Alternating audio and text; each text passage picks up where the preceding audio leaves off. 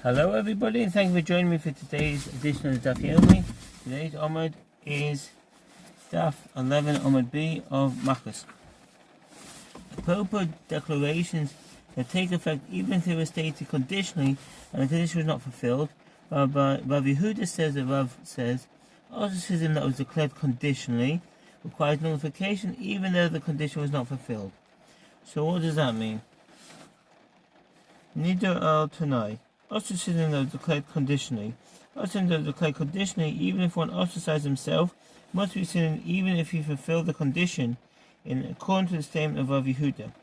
The Rambam maintains that if one is a Torah scholar, he may rescind his own ostracism. The Rava disagrees, noting that Judah did not rescind his ostracism. Shulchan writes that it is specifically when the person in question is uncertain whether he will be able to fulfill the provision of ostracism, that the ostracism must be rescinded.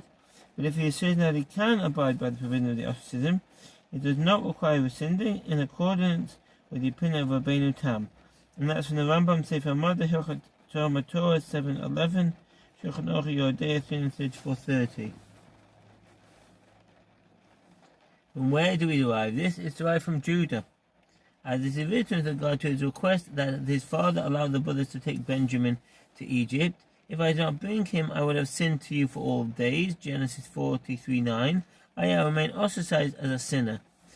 And Rabbi Shmuel ben Namani says that Rabbi Yonatan says, what is the meaning of that which is written? Let Reuben live and not die. Deuteronomy 33:6. Followed immediately by the verse, and this for Judah. Deuteronomy 33:7. Why was the blessing of Judah linked to that of Reuben? Throughout those 40 years, the children of Israel were in the wilderness. Judah's bones were rattling in the coffin, dispatched from one another, because the ostracism that he declared upon himself remained in effect until Moses stood and entreated God to have mercy upon him. Moses said before him, Master of the universe, who caused Reuben to confess his sin with Bilhah? It was Judah.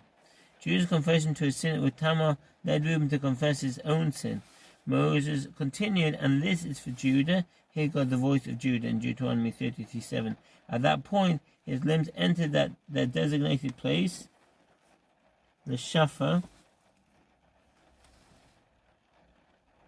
Some maintain that this is from the Greek supaye, however you say it, meaning bin, and no longer rattled. But the heavenly court would not allow him to enter the heavenly academy. Moses continued and bring him to his people in Deuteronomy 33:7, so that he may join the other righteous people in heaven.